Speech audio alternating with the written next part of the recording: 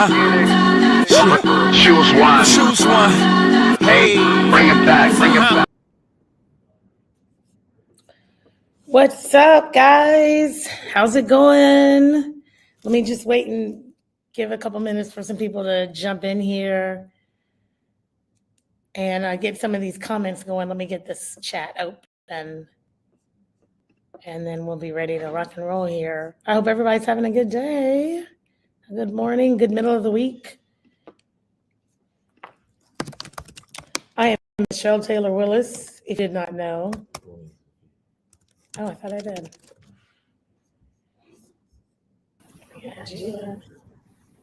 There we go. Yeah. Hey. Hello. All right, we're just giving it a second here. All right. See what's happening over here. Uh-oh. What's up? Hey, guys. I'm just saying hey to some people who are jumping in. What's going on? All right. Well, I am going to go ahead and get started. And for those of you who do not know me, my name is Michelle Taylor Willis. I'm hoping that some of you guys actually know who I am. I am the publisher of SoFu Lifestyle Magazine. I am the CEO for Gagnant Media, founder and CEO for Gagnant Media. Let me turn my light up over here. And do a lot of things here in Atlanta and in the DC area, kind of expanded nationwide. I am a community advocate, an international speaker. I host events, moderate events, sit on panels, all those things. I do a little bit of acting, and I'm a mom of 4 boys. But I guess really, at the end of the day, I just like serving and finding ways to make you and everybody in the world a better place. I think that's probably, if you look at my LinkedIn profile, empowering people to empower people is kind of what I do. So we have a couple special guests today, but I'm also introducing a new member to the Gagnant Media team here, KG. I was going to say KG, known as Kevin Giles, but it's probably Kevin Giles, known as KG. He came on with us about a year ago. KG is our COO for Gagnant Media. And so I'll let him talk a little bit about what he does and, the purpose of Gagnant Media Talks, this new streaming network we're going to put this week. Well, thank you so much for the introduction. I'm not quite sure I can follow that one. With all the stuff you do, all the stuff you do, but there is that. There is that. So I am KG, aka Keep Going, aka Kevin Giles. But I am on as the CEO for Gagnant Media. I manage all things around the business, what we do with all the different services that we provide. I am also involved with all the activities around the Michelle Taylor Willis brand as well. So there's a lot of things going on. The reason that we wanted to start going live, these type events, because one, there's a lot of information that we want to put out there. Two, we want you to get familiar with some of the services we provide. And three, it's kind of our goal being in media is to make sure that we're putting out good content and also information that's also educational and also for awareness. So really the purpose for us doing this is, reaching out to the community, making sure that there's awareness of what we're doing. And we're going to talk through some of that here in a second, but this is obviously a wonderful platform. The company next year is going to be celebrating 10 years, the 10-year anniversary. You know what I mean? 10 years. That's crazy. That's awesome. So there's a lot of stuff that's going to be happening. Welcome, and it is a pleasure to meet you guys. You'll be seeing us have fun on this microphone, on this video platform. We're going to be out here once a week. Yeah. So Michelle, why don't you tell everybody real quick, just what does Gagnant Media, what does that mean? I'm sure there's been questions about how it's pronounced and all that kind of stuff? Yes, Talk all a the little time. bit about Yeah, all the time. So Gagnant Media, so you guys know, is a full service boutique media production agency. And Gagnant, for those of you who don't know, I speak a little bit French. that. Just a little bit. Just a little bit. I don't know that I'm fluent, but more fluent than most Americans. I can say that. And so Gagnant in French means the winner. And so I named the company. Actually, got the idea from someone else, but the idea of the word is that everybody will deal with advertisers, influencers, people within whoever we serve. These are winners, right? You are winners.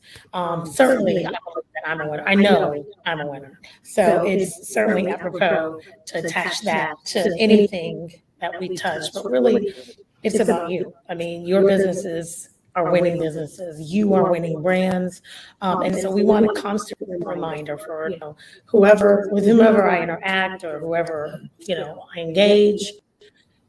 I want you to know, we want you to know that you are a winner. And so if the name of the company is winner, then how can you ever really win, right? So Gagnant Media does a few things. One, we publish an amazing magazine here in Atlanta called SoFu Life Magazine. SoFu stands for South Fulton County. I came up with that name. The magazine used to be South Fulton, but I came up with that name because I wanted to bring all 8 cities in South Fulton County. And I wanted to have like a big brand, kind of like SoFu in New York, right? And so I started calling it some years back with a little resistance, mostly the resistance, because people were like, it sounds like soul food. Even though sometimes people were like, is that soul food? No. But it's really caught on, and it's caught on all over the nation. I have people sometimes from California even they'll email into the magazine and say, listen, I want to live somewhere in SoFu. Can you recommend a realtor for me? So it's really cool, right? So to that end, I renamed the magazine, rebranded about 3 years ago, and called it SoFu Life instead of South Fulton Lifestyle. So that's kind of our foundation for a lot of what Gagnant Media is, because it started off with Gagnant Publishing, and then we kind of moved into the media space. So we started TV, created a TV show built around advertising, created a magazine, a radio show around advertising, both under the name According to Michelle. And then we got forward advertising, and then of course we moved more into production. So, commercials, promo videos, and then anything to get you ready for advertising. People will come and say, look, I want to advertise, but my website is crap, right? And they see me redo the website. Maybe, need a rebrand of the business. We create logos and brand guides and all the things to prepare you to have successful advertising and marketing things. So that's pretty close for Gagnant Media. We can also produce podcasts, audio and visual. We've done short documentaries on business or otherwise. And I haven't done a feature film yet or series, But we can. And I yesterday, and I think we're about to. I'm very excited about that. So anyway, so that's a little bit about, I don't know if there's something else you want to share. No, I think you hit it all. I had my 30-second elevator pitch ready to go. I think well, what is it? Let's hear it. Well, I will. Good lead. So, really, part of us doing this is, like I said, we're going to kind of change kind of how we put information out in the community. But the second thing is really about our services. So, Michelle kind of mentioned things that we do around production services. I've been talking to businesses here recently about wanting to do promo videos. They may be a small company, they may have a brand that they want to promote, but they haven't figured out how to do that. So, we have the capability to kind of help them pull all that together, put videos out there, promote their product, whether it be YouTube or commercials or even local radio, for example. There's a number of things that we're doing now, as Michelle mentioned, potentially even on the filming side, We got some projects that are coming. So if you're out there, you got an idea you want to do, we've had kind of reality TV, coaches for doing reality TV. You need a film crew to come help you do some of that. If you need help with directing, just kind of anything. We also do some consulting as well, where we can help you with trying to figure out what direction you should go in with your project. So whether that be on the media side and or on the business side, I mean, there's a wealth of information that we kind of bring to the table. My background is in tech. I have a background in tech that goes back 30 years now, I think. 30 years. Geez, you're old. Wow. And I mean that in the best way I possible. know that. But it goes way back. But my point in telling you that is that we're constantly looking at how can we kind of change and evolve as it relates to things like AI and technology is concerned with film and media. So we have a wealth of knowledge. There's a lot of great things we're doing. So obviously, if you're looking for some sort of services, looking further, we can help you. So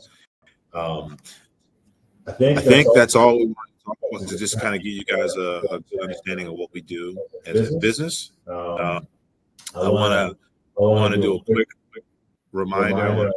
As you guys are looking at the screen right now, you see scrolling at the bottom. We want to thank our sponsor, Coca-Cola United Bottle Company. They're one of our major sponsors. Each week we're going to be doing the series every week, and we may or may not have a different sponsor. There are sponsorship opportunities available. You can just email us at info@gagnantmedia.com. I'll throw that in the chat too.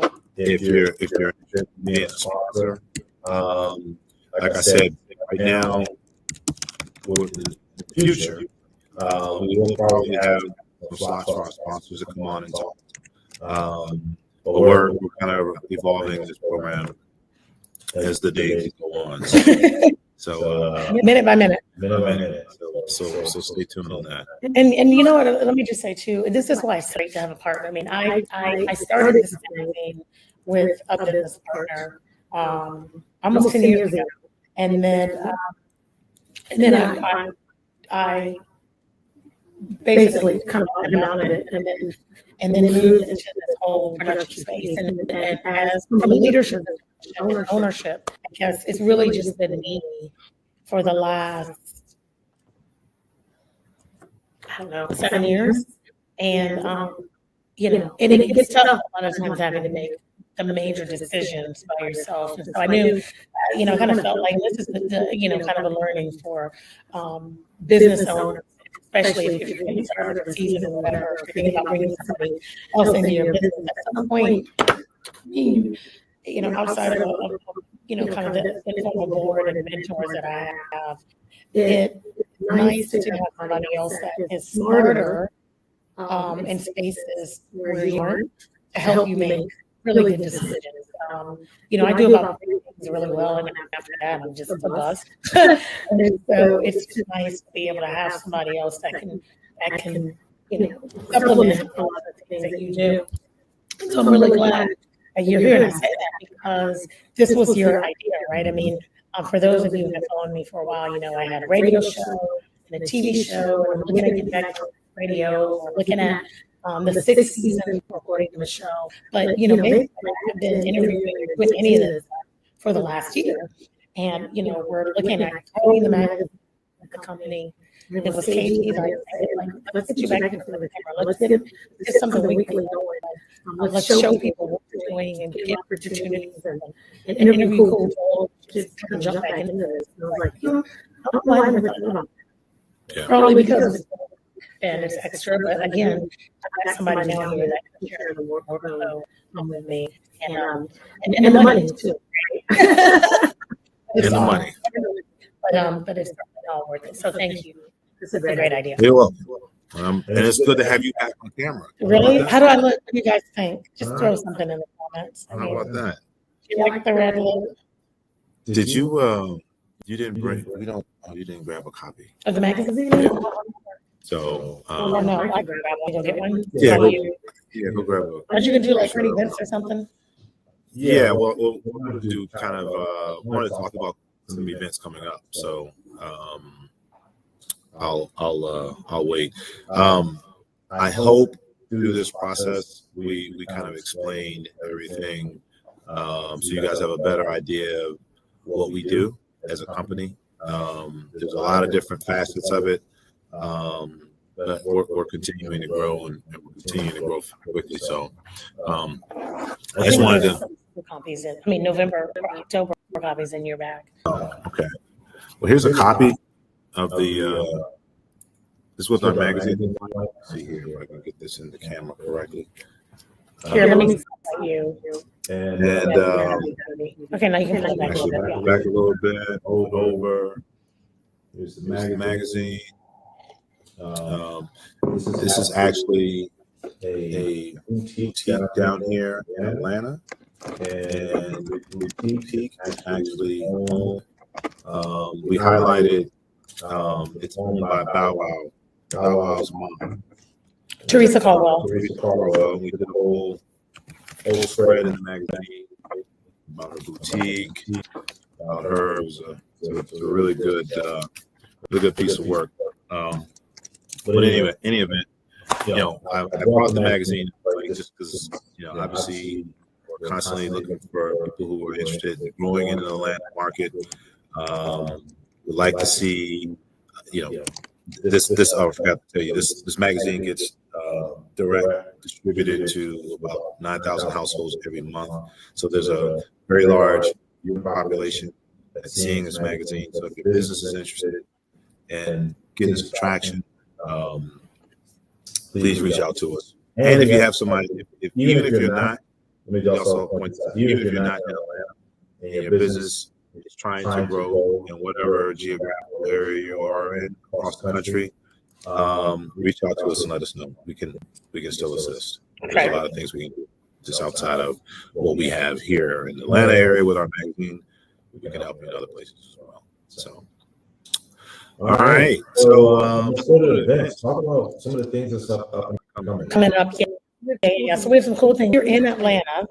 Well, first of all, let me just give a shout out again to all the winners from the Best of SoFu Awards. We do the Best of SoFu Awards here every year. We started that. We haven't done this since. But we give awards to the businesses that are nominated by the community and voted on by the community. And so we did like best attorney, best burger, best drink, best bar, blah, blah, blah. And so we had those awards a couple weeks ago. So I want to give a shout out to all of the winners again. They were all listed in the October issue of SoFu Lifestyle Magazine. We'll be doing that again next September, October timeframe. So if you have a business in that area, you have different categories that you want to nominate or whatever, make sure you keep it in mind because we're going to do this. And the ceremony was beautiful. The awards were great. Shout out to Angelique Proctor from Fox 5 that came on, and she hosted the awards. It's just a great event. So we just closed out a couple things coming up. If you're in the DC or DMV area, and I think we got somebody on Instagram that shout out to DC. Let me give a shout out to DC. Shout out to DC. For Virginia, that girl. I think that's possible. I hope I got that right. Anyway, shout out to DC. The next Friday, November 1st, I'll be hosting an event. No, I'll be moderating for City Year. See, City Year is a national nonprofit that focuses on kids in high school, preparing them for the workforce and getting them ready to go out and work. And so I'm going to be moderating their Ripples and Impact luncheon. It's women's luncheon that they do every year. So I'll be there next Friday, and I'll drop that information in the chat so that you guys can check me out if you're in the area. And then November 1st, November 2nd, I'm back in Atlanta to host the Taste of SoFu in Palmetto. And so we do two festivals all around the different cities in SoFu. So November is Chattahoochee Hills. Yeah, thank you. Chad Hills We have 22 November 2nd to 10, great time. And to get all this information, you can follow me at Michelle Willis, and you should have all this stuff posted. And oh, by the way, guys, the taste of SoFu is not a food festival. There is food there. There is food there, but it's not a food festival. Yeah. So it is a community event. We have vendors, we have music and entertainment.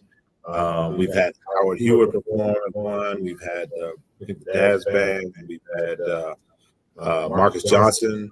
Big shout out to Marcus Johnson. He's in DMV. Yeah, DMV is in the house in Atlanta. So the company by virtue is based in Atlanta and DC now. So there's a lot of activity we're doing in the DMV area.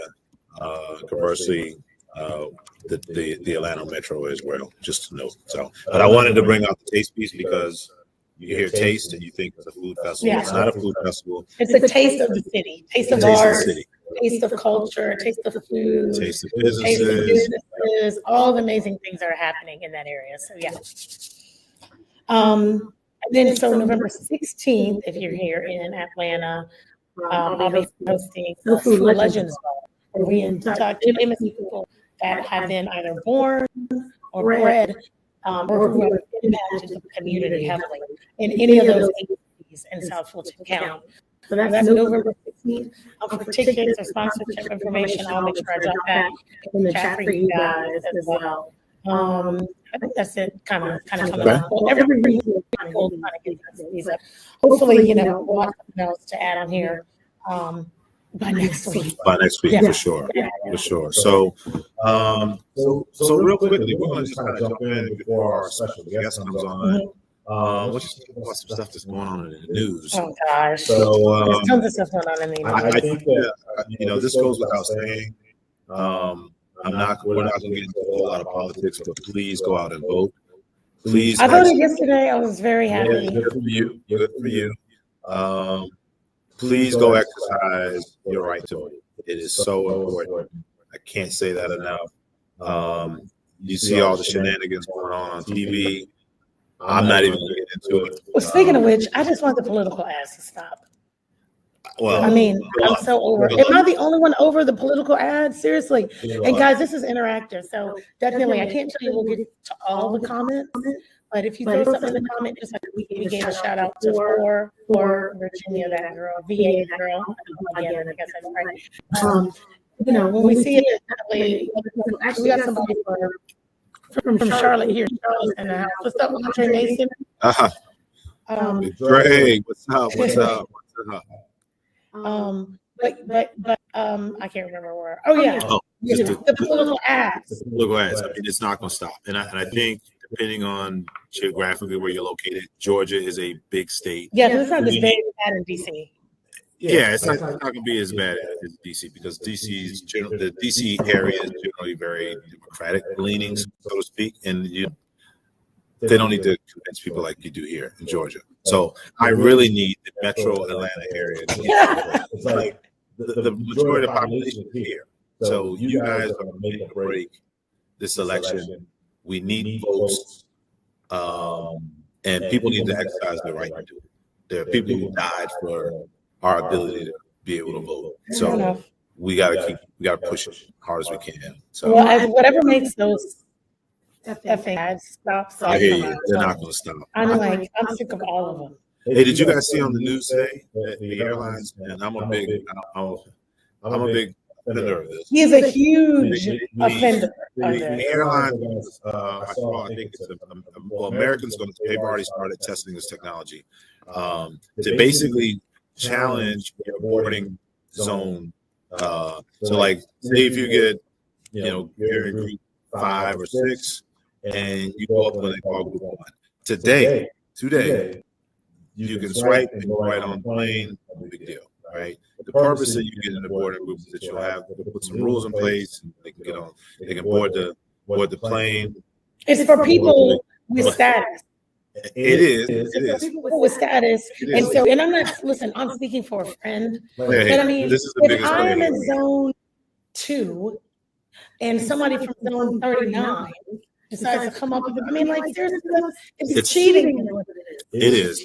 There's no doubt. So the airlines are now going to put some technology into the boarding, to the app, basically, that it will alarm on your phone. You won't be able to go through. So all the violators out there, such as myself, I never call boarding group one, and I'm in boarding group 4. He completely, he's like, whatever, nobody pays attention to that. Generally boarding group 2. Now I've been on Delta.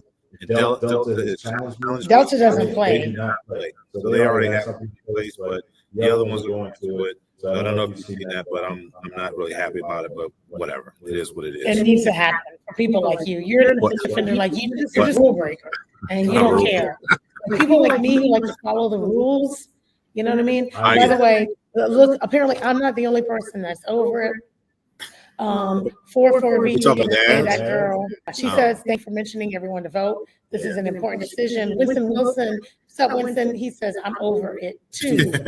She said she always votes the day of, and also Georgia definitely needs to pull up and vote on this election. They have to. Hopefully that help elect. They have to. They got to get out there. Got to get out there and vote.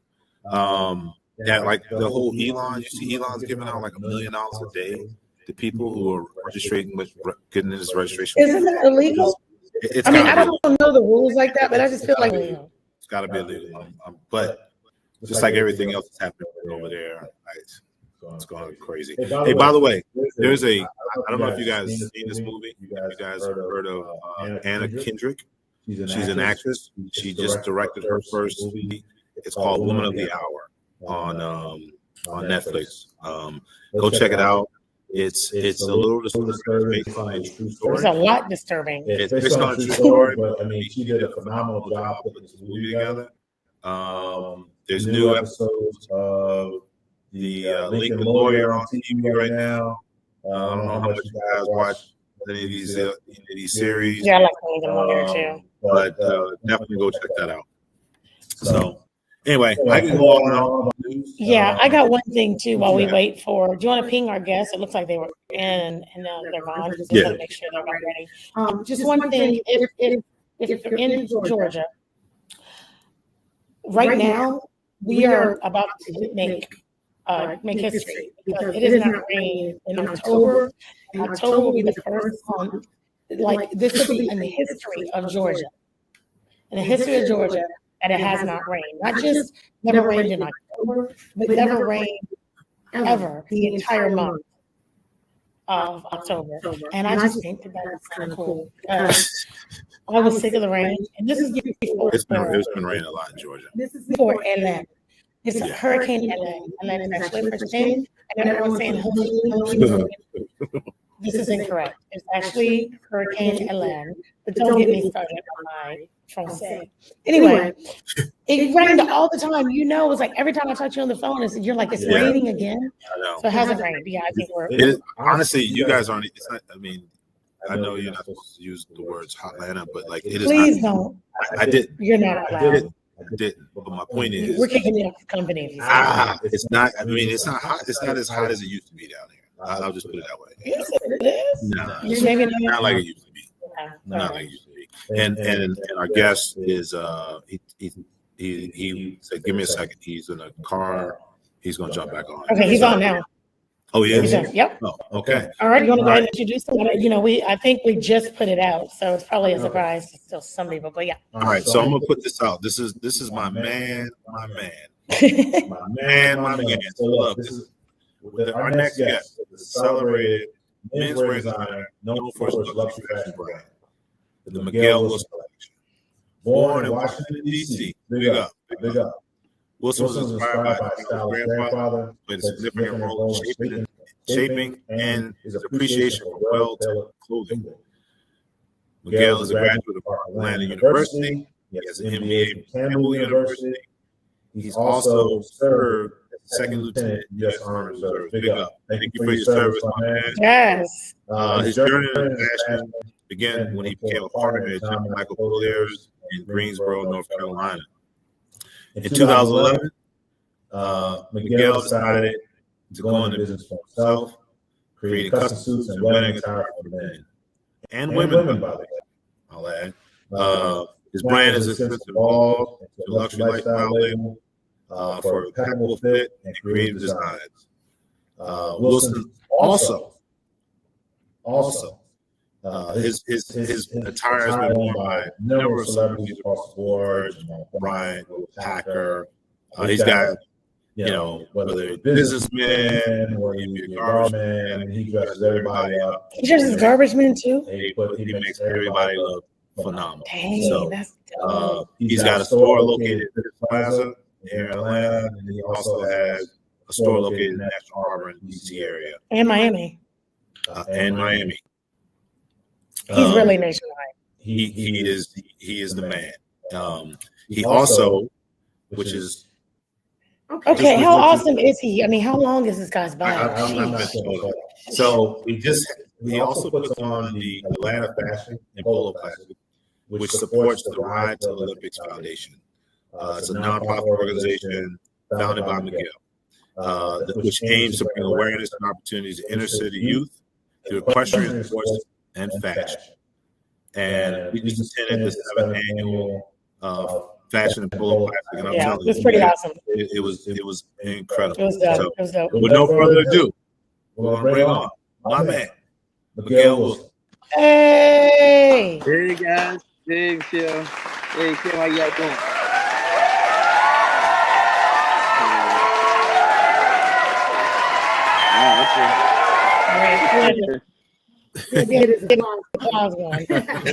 That's it. Thank you. How you guys doing? Can you hear me? Yeah. Yep. Good. Because country and the signal's not the best, so hopefully you can hear me well. You're still out of the country? Hey, I need a break. I ain't gonna lie. That's a lot. Well, yeah, as you can see from the event itself, there's a lot to do. So I take some time off right after that, just kind of recuperate. I don't blame you. So let me. Oh my God, I'm a little back up here. Okay. So let me just dive in real quick, and I'm going to start with the Polo and Fashion Classic, because that was the 7th year, right? Yes, it's our 7th year we just completed. Which is crazy, and I know it benefits the Right to the Olympics Foundation, but can you give people just a little background on why you do this event and how you got started? Because it is quite intriguing. Yeah, so I created the Atlanta Fashion Polo Classic to do several things. One, to support the Right to the Olympics Foundation, which is geared towards helping African Americans primarily, but underprivileged youth of all cultures to be exposed to horses and polo.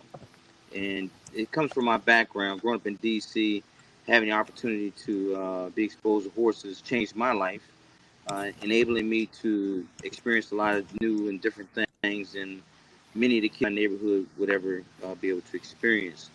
So the foundation does just that with our youth. Another reason I started was to create a luxury event that specializes in African American culture. I find it too often that luxury, we don't typically associate luxury with black, and I think that's a problem because we're always relegated to something that's lesser than, and people think when they think about black culture, it's never on a level of luxury. It's always something that's lower, lesser than, not as nice. And I just think that we're good enough, and we have a lot of great brands and businesses out there to do something on a luxury level in order to help us see each other in a different light. So having black-owned spirits, having black fashion designers, having black polo players. It's something that once you see it, it just changes your whole perspective on who we are and where we can go and who we can be. So that's pretty much the fundamental purposes why I created the Fashion Polo Classic, so that I tie two of my passions, fashion and of course polo.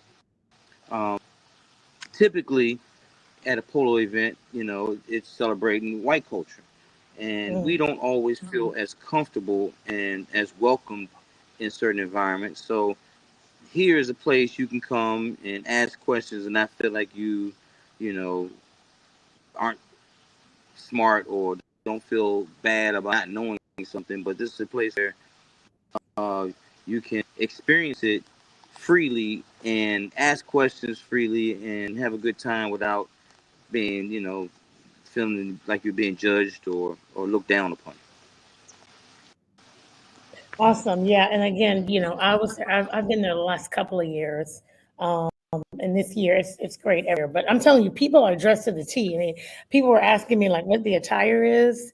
And they're like, oh, Hmm. can I just? I'm like, no, you cannot just anything. Like, I Yeah, need you to put some no, thought. no. I need you to put some thought into this because you're going to be on somebody's camera with all the cameras and the phones flying around. Sure. Somebody's going to get you, and you just need to dress like you want to be seen.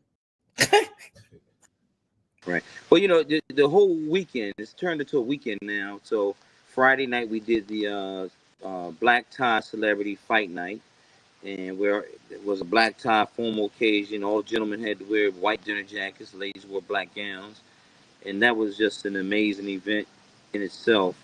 Um, I don't think many people had experienced an event where you dressed up like that at a dinner party and had boxing as a backdrop. So that was amazing. We had great entertainment there with Kevin Ross singing and RL, Mhm. as well as Frank Ski, DJ Mark Battle, and Ryan Cameron hosting, and also Red Grant uh, joined us in hosting the event. So that was just an amazing event. So, Miguel, let me ask you this question. I've been meaning to ask you this since I've known you. Were you like the Hmm. best dressed kid when you were like 3? you know, uh, I think in high school was when I really started to find my niche in fashion and style, so forth. Um, I think in junior high school, we didn't have much money, so I couldn't dress but so good. I wasn't as creative to be able to take what I had to do, creative. But in high school is when I really started to flex, if you will, in fashion. Dressing nice meant more to me. So I think before that, I was a horse kid. I just love horses, and I wanted to dress like I was going to be at the barn, probably more than anything in junior high school. And so fashion became more prevalent for me starting my high school years. Was it a girl? Was it because of girl? You can be You honest. know, I won't well, I mean, I tell. think, I think, I I never think, see it. I think, I think for those of us that like women, um, they drive a lot of our decision making. They drive our decisions on how we dress. They drive our decisions on what we drive. How we live. All that. Women drive. Uh, that in a lot of our decision making. So So I'm that so sure it that's a was a yes. woman. Yeah, Yeah, I'm so sure it that's a was. yes. So so let me ask you this, and you told me this story personally, and I know also I've heard you say it publicly, just about what your family, specifically your grandmother, had to do in order to support your becoming so familiar with the equestrian community and riding horses. Yes. I mean, can you talk a little bit about the importance of the village, starting with the family? Because I think that's one of the things that we're just missing right now. I mean, we have so misdirected youth in our communities, and in all communities, really. You know what I mean? Black, white, or Yes. otherwise. And Mm. we're missing like Big Mama, right? We're missing the whole community that would come together to raise our children. Right. I think as I look back on what we've accomplished in Ride to the Olympics this year, we had for the first time two all black boys youth polo teams competing against each other. No one's ever seen that before. Mm. And in 2019, we created the first HBCU polo team at Morehouse. No one's ever seen that before. And as I think back on it, this was all created as a part of my great grandma's legacy.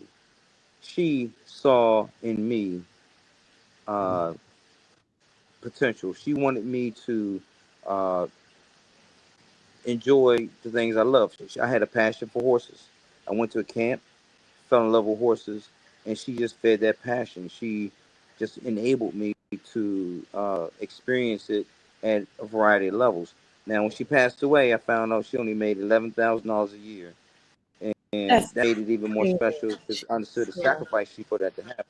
But the thing I think about is this: if she can birth a college polo team, if she can birth a youth polo team in Maryland and a youth polo team at Best Academy in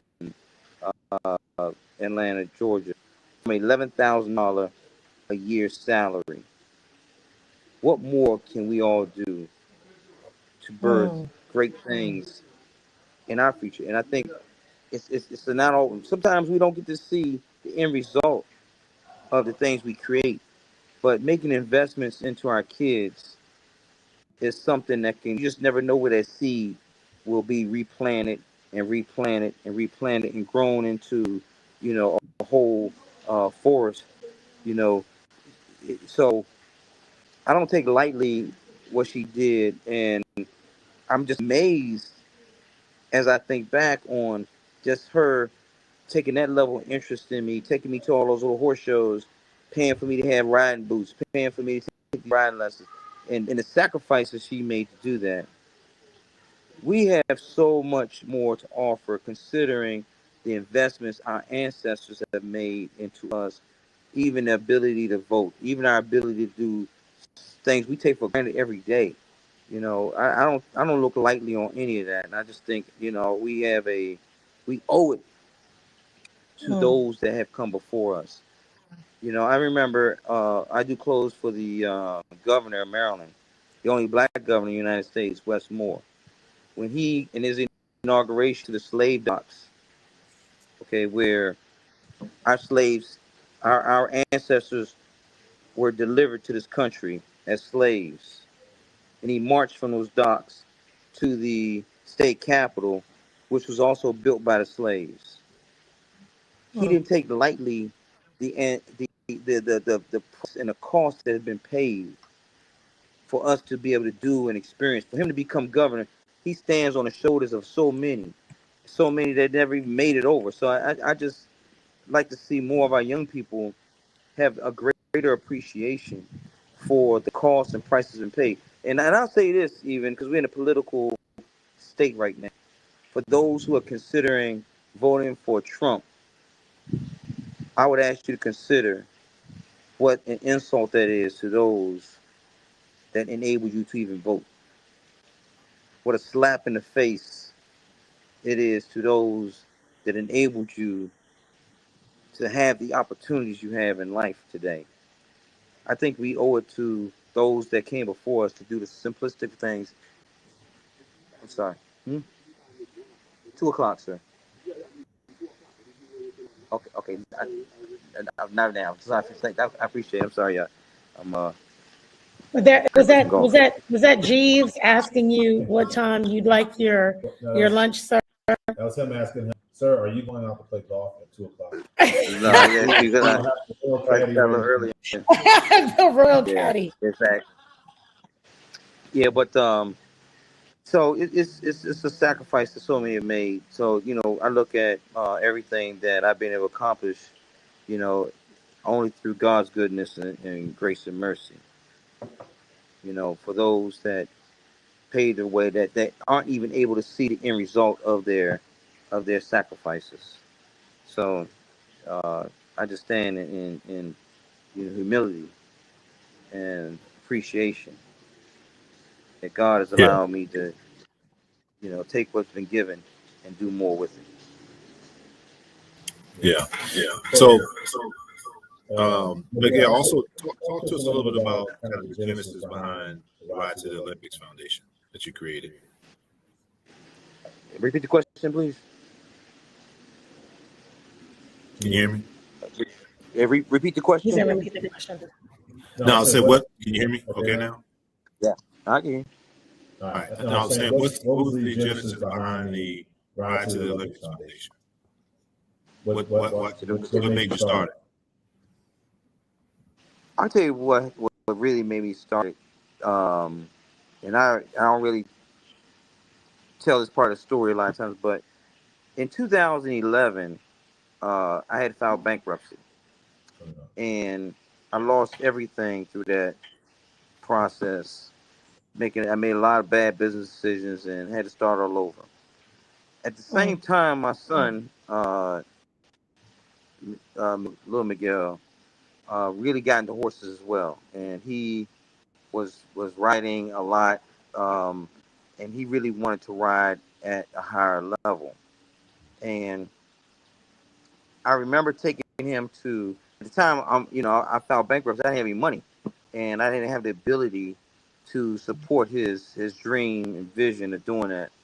And out of the spirit of my great grandmother, I'm gonna do what I can do. So I took him all the way to Middleburg, Virginia, in hopes of meeting Sheila Johnson.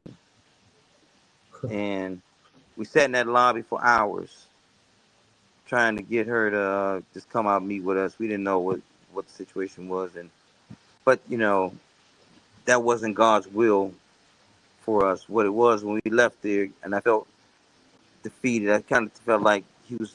I just wanted to let my son down. I don't know why I just thought she would be able to help him be able to ride at a bigger level. But in hindsight now, you can see that wasn't God's vision.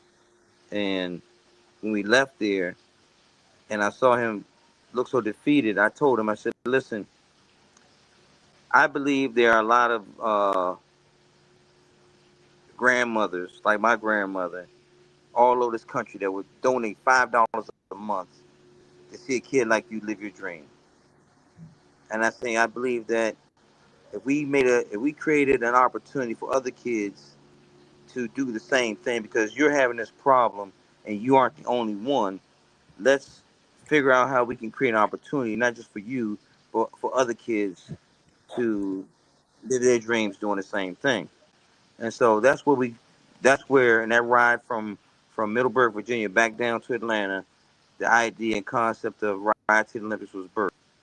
And I remember my son telling me, Dad, that's just not the way it's done. He had a lot of white friends who had horses, and they, had the ability to do a lot of things. So he was exposed to how they were able to do it, and this concept or idea of people donating just didn't register with him.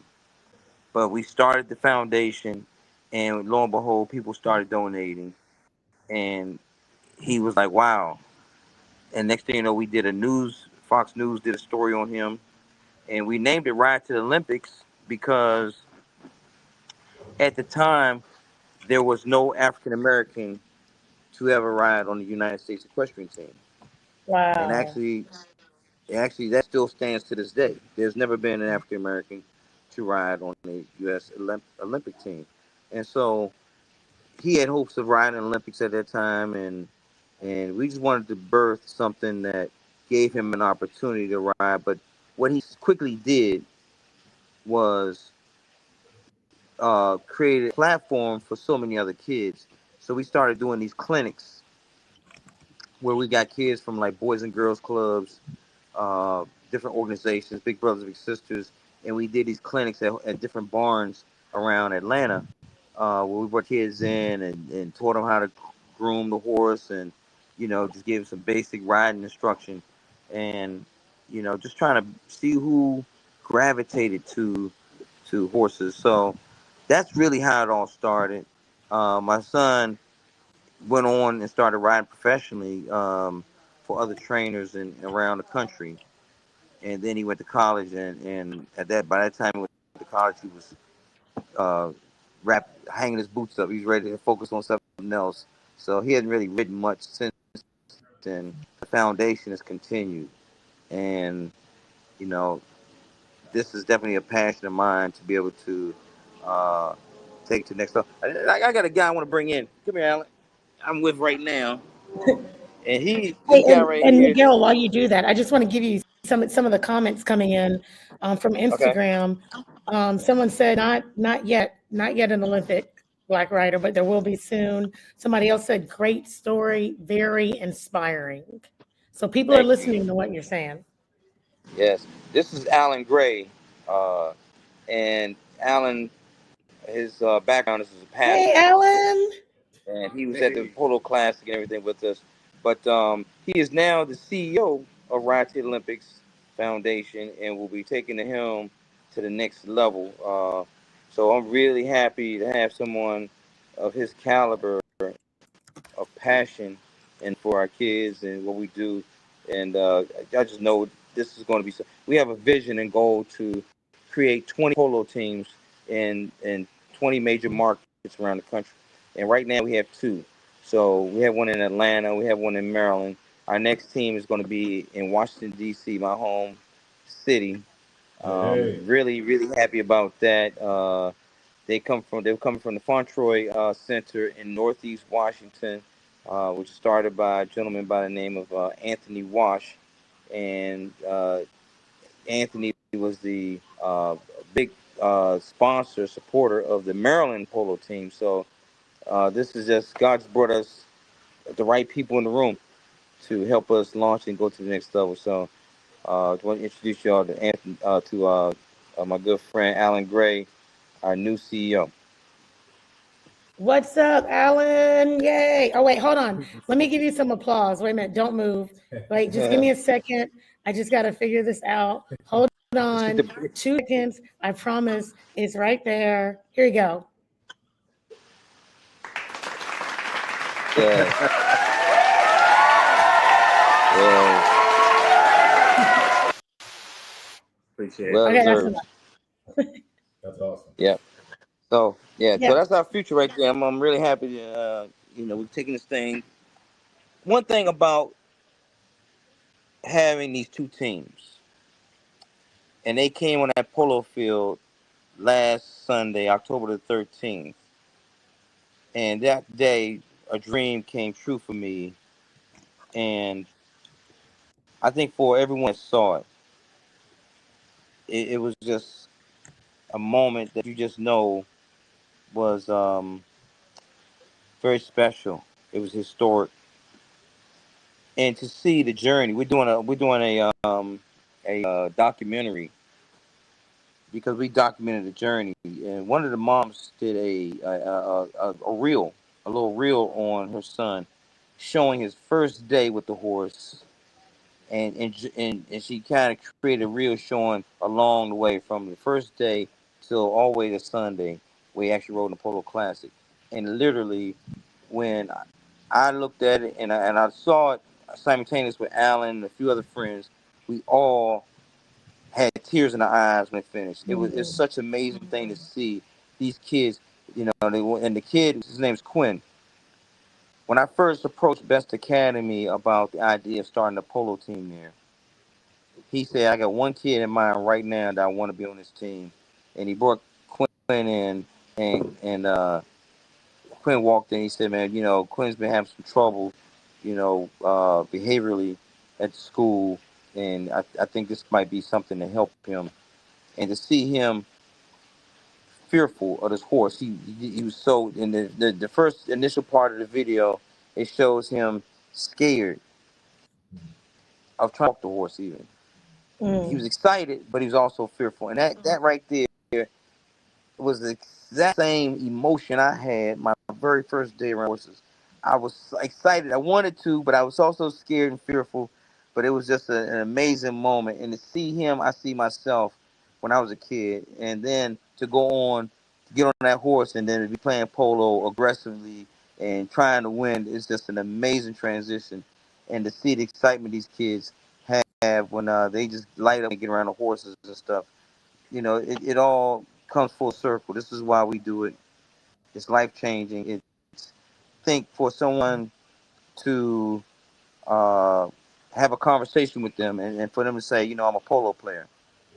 People see you differently. Yeah. And you understand what it takes to. These kids had to not only learn how to play polo, to learn how to ride a horse. So unlike most of us who play polo, we started out maybe doing some other aspect where we learn how to ride first, and then go on into, okay, I'm trying to play polo. They literally had to learn both at the same time, and they did it in 6 months. And to see them play now, they're galloping, they're real aggressive, trying to play. They have no fear. It is extraordinary, and it exposes them to people. You know, there's an article done in the AJC today that came out, and it's saying these kids, black kids, are playing a king sport. Polo is a sport played by very, very wealthy people all around the world. That's right. To play this game puts them in the same proximity as kings. You know, by just playing this game, you can be on the same field with people who, you know, run corporations, who sit on boards, who have access to opportunities. So for me, polo is more about changing the tree through relationships. Mm-hmm. You can't meet these people in the hood. Yep. Yep. I mean, You cannot exposure is meet a these, thing. Yeah. right. So this is what it's about. It's about being able to put them in, taking these kids and putting them where the money is, putting them where the opportunities are.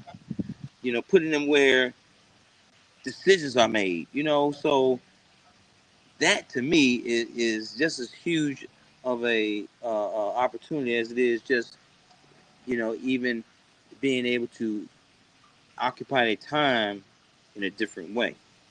A lot of kids get Yeah. in trouble. Sorry. No. Keep going. You made me think of something else, but A lot of kids get finish your thought. a lot of kids get in trouble because they have too much idle time. Kids don't have activities. They don't have passions today. They Mm-hmm. don't have, you know, other than outside of basketball and football. And guess what? All of us are not good basketball and football players, Kevin Giles.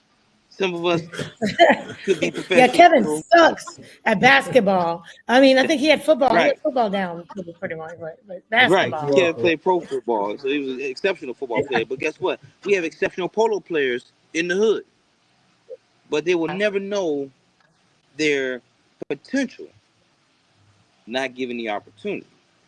So Yeah. that's what it's about for me. Creating opportunities for these kids to do something different. Because once you do it, you are forever changed. Once you, that's so difficult as this. These kids had to stick through the pain and suffering of learning, the pain and Yeah. suffering of failing, because they fallen off and they had to get back on. You see what I'm saying?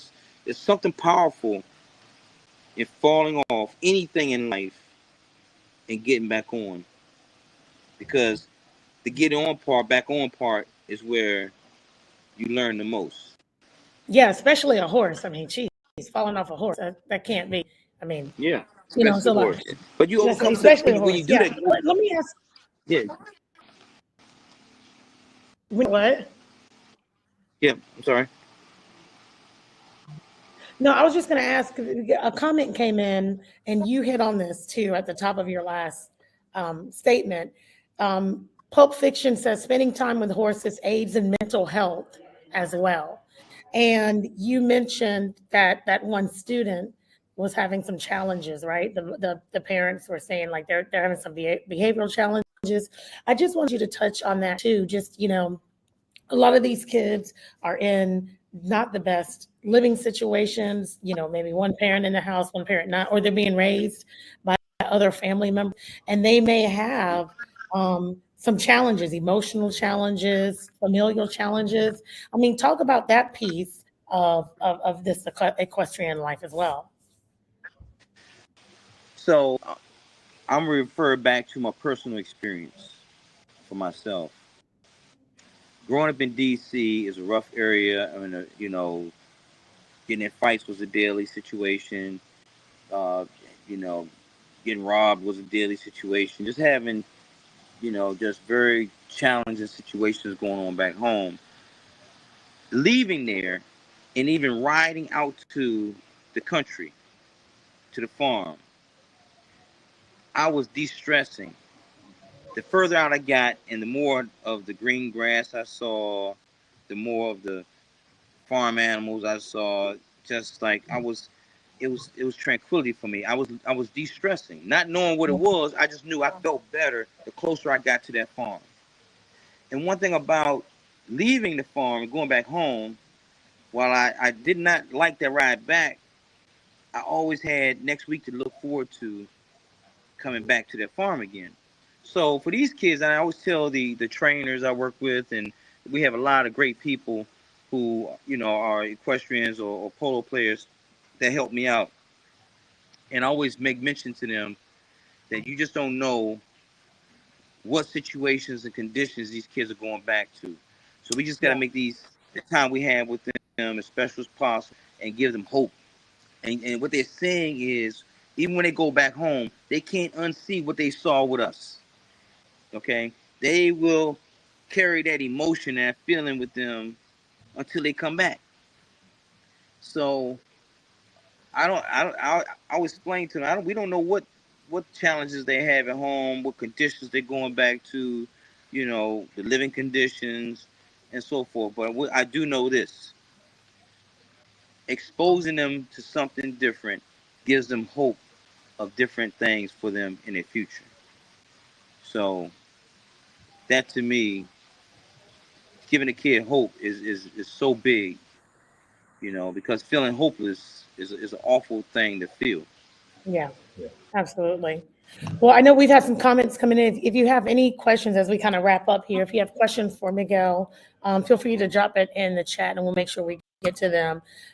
Miguel, I've been, putting your socials and website and all that down here in the chat, but talk to people about how they can support Ride to the Olympics Foundation. And if there's anything else you want to tell us about before we jump off. I'll tell you this. Yeah, you can support through ridetotheolympics.org. That's our Instagram, our website. We also have an Instagram page, Ride to the Olympics. But, we did something historic. We created 2 all-black boys polo teams. They played against each other. I don't know if I don't do anything else on this earth. That right there, that moment, those kids walked on that field. Okay, that moment, those kids walked on that field. And to look at each one of them and understanding that, this was me. And this is something I've been wanting to do for so long. And for it to come to a reality, people don't understand. These kids had to overcome. These parents had to drive these kids over an hour to practice on a regular basis.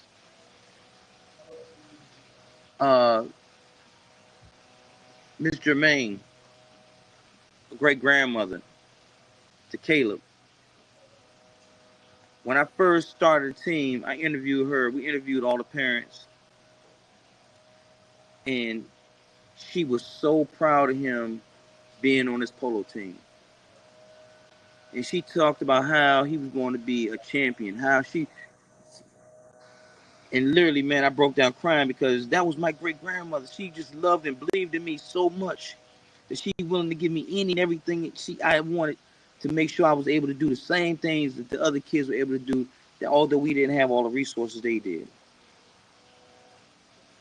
So to the great grandmothers out there doing the best they can to give their kids opportunity, all we want to be able to do is help them see it to the end. So I'm just full with emotion. I was out there to field that day, and the party was going on, and I went and grabbed the mic, and I literally was chastising all my guests. I said, for y'all to keep partying while these kids are on this polo field right now, it's such a disrespectful thing. Because these kids work so hard to be here for you today, and I just started crying because, man, I'm just so fully emotional when it comes to these kids and what's happening. I just want the world to stand up and applaud them to recognize, they did something special that day. So Yeah. And some of we that's want to be able to do cultural, right? this. We gotta train ourselves to know how to act in these situations, right? Yeah, I'll tell you this. I'll share this with you. Okay? And I actually don't like to be, and I hope you don't perceive this being negative, but in 2018, 19, we started the More Polo team. I just thought that the world would see something and be able to contribute to our ability to do more. And while everyone pat on the back and said, "Man, good job. That's awesome. That's great." Just as they're doing now, very few made a contribution to help us do more. Hmm. We don't value that. We value they'll donate more to a basketball, football team. They'll do stuff to all kind of other causes, but as special as this is, very few people are moved to a place of sacrifice for us, of commitment to us, to do more. And but this is the thing, you know, I don't rely on people for anything. I just trust in God, and He's always made a way. He'll continue to make a way, and maybe at some point it'll resonate with the right people it needs to resonate with to be able to be a part of helping us build and grow this brand, build and grow these opportunities. Because this, the writing part is one phase of the opportunity. The other part of the opportunity we try and create for these kids is let us understand what your goals are in life and let us start pairing you with people, okay, that can assist. So if you aspire to be an attorney, let us create an internship opportunity for you to work with an attorney. If you aspire to be a cardiologist, let us put you with a cardiologist. So it's about the writing is one thing, but it's all about being exposing you to people that can help you with furthering your goals in life. If you choose to take your writing to the next level and write professionally.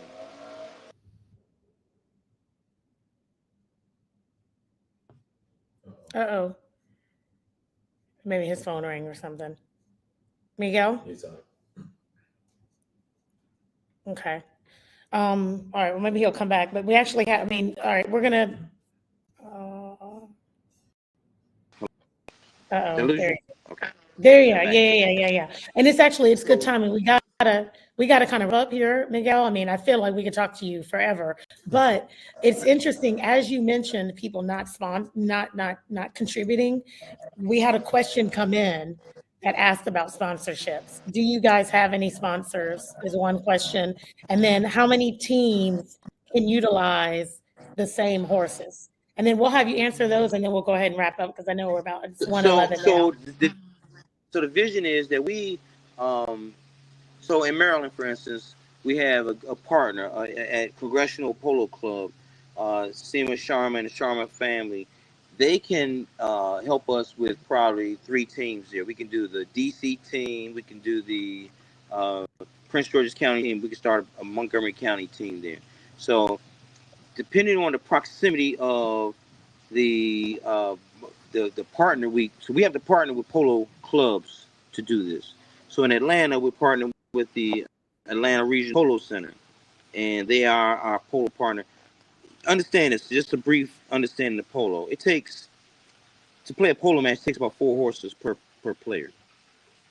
Okay, a polo field is 300 yards long, and we play in what you call chukkers, 4 chukkers. Chukkers are equivalent to quarters in football and basketball. So in football and basketball, you have maybe 15-minute quarters. In polo, we have 7.5-minute chukkers. After every chukker, we typically change horses because the horses are pretty warm running hard for 7.5 minutes. Polo is a very expensive sport because you just can't take a typical horse anywhere and say, okay, we're gonna ride polo with him. We have to have horses that are trained specifically for polo. So having polo partnerships, uh, companies that polo clubs that have horses and trainers, they typically offer us discounted rates for our lessons and training, and partner with us through that process, because many of them also have an objective to be inclusive of kids that don't have the opportunities to be in. Polo people are very passionate about polo, but they're also very inclusive. They want to grow the game. They want more and more people to be a part of it, because the more people that do it, the more opportunities for us to play it. Like, in Atlanta, you only have people that you can play polo with. And believe it or not, sometimes it's hard enough to get enough people together to play a match. So we need more people to do it so we can play more of it. So it's an inclusive game. And I also want to take through Polo Classic, take people who have the means to get their kids, their grandkids involved with polo as well. So you don't have to go through the foundation, which is really geared towards kids who don't have the means. We want to be able to also open the door for people to try it out, who instead of putting their kids in swimming or gymnastics or in addition to those things, put your kids in the polo, expose them to something different, because there are a lot of opportunities for scholarships and things in this game that we never get. Yeah. Hey, back off gymnastics now. I was a gymnast, so okay, we love the Yes. gymnasts around here. Yes, inclusive. Yes, but guess what? We've had a lot of exposure, and even at the Olympic level with black gymnasts, we've reached the highest levels in gymnastics. Okay, we even have reached the highest levels in golf. Yeah. We haven't even scratched the surface in polo That's fair. or in equestrian That's fair. sports. This is something that we've been left out of. And Yeah. so, and those who have been able to ride at high levels, they have an extreme amount of wealth. The Sheila Johnsons, their daughters ridden at high levels, but the thing is, it just takes so much money to do it. It's just not something available to kids who don't have the means, the resources to do it. And why should we allow money to get in the way of passion? Because the passion is what keeps the kids off the streets, that keeps them out of trouble. There's so many kids, our kids, in jails right now, in the system right now. Yep. They're given the opportunity to do something different, would not be there. It's just that simple.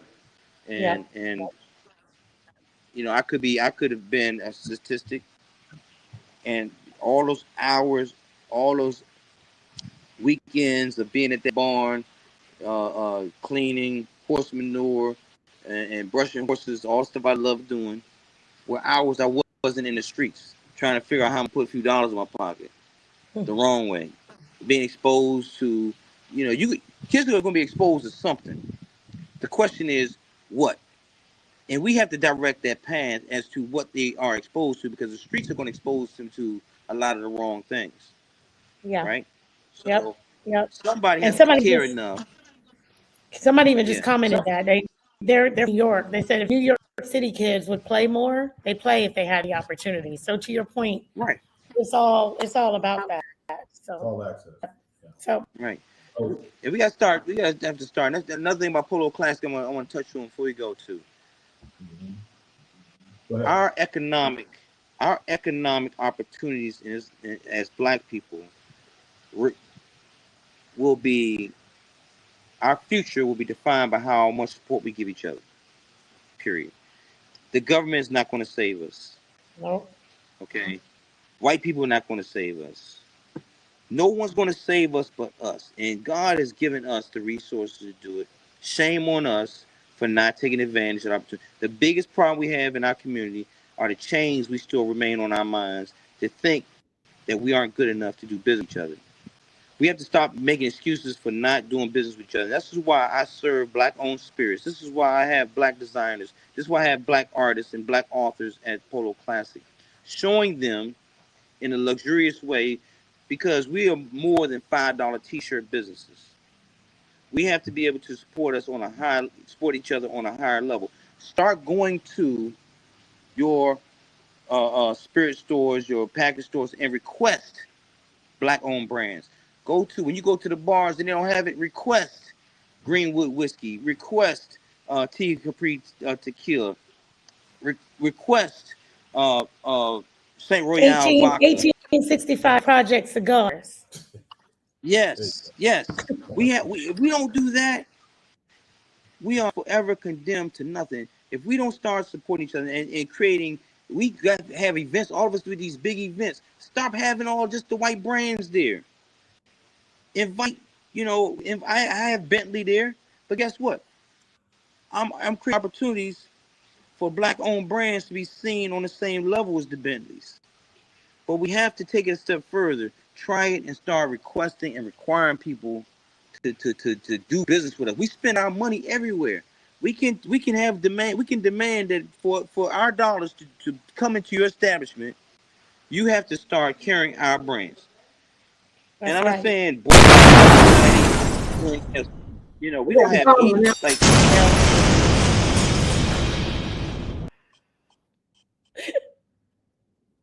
No, you're spot on. I mean, we got to do better supporting one another, because our dollar is extremely powerful, and the big brands, they know it, but we got to do better with supporting our own folks. So, we obviously we run over a little time, but I think this has been inspirational. It's been educational. I hope through this dialogue that people that are online heard something, something hit them. Whether you're supporting Miguel Wilson or even in their own community, look, something from this will hit them to go back and do something a little different to kind of help in the community and also maybe help in their business. So, Miguel, I want to thank you, Miguel. Thank you all for coming back home.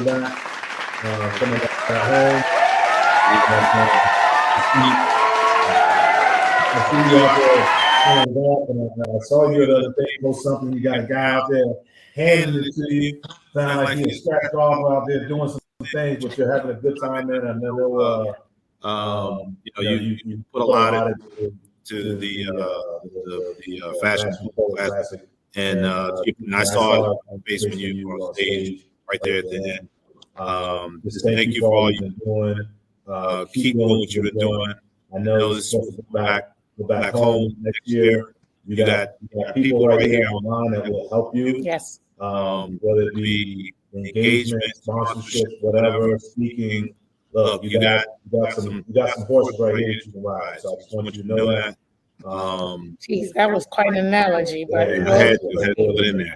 Okay. Look, enjoy your vacation. I appreciate you. Thank you for jumping on with us. Hey, obviously, anything, just feel free to reach out.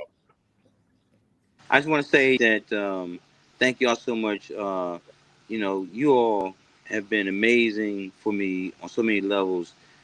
Michelle bringing Coca-Cola in, Polo Classic, also with the Southwest Airlines. So thank y'all so much for what you do and this platform you provided for me to share my story with. God bless. Awesome. Thank you. See you, Miguel.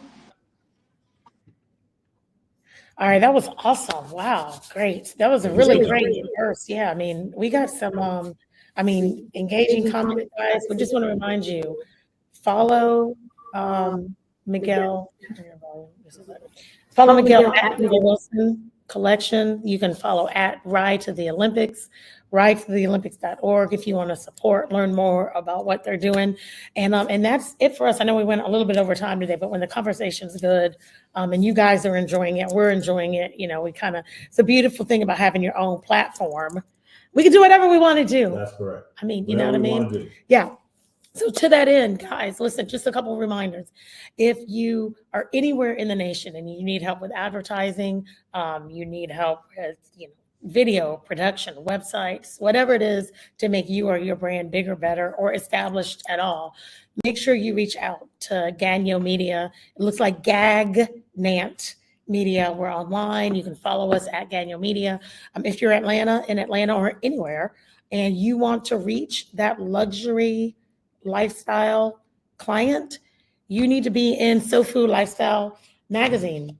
Doesn't matter where you are. If you want that client, They are right here in this magazine. So reach out to us, follow us on all socials at Gagnant Media, at SoFu Lifestyle, at Michelle Taylor Willis, at The World with KG.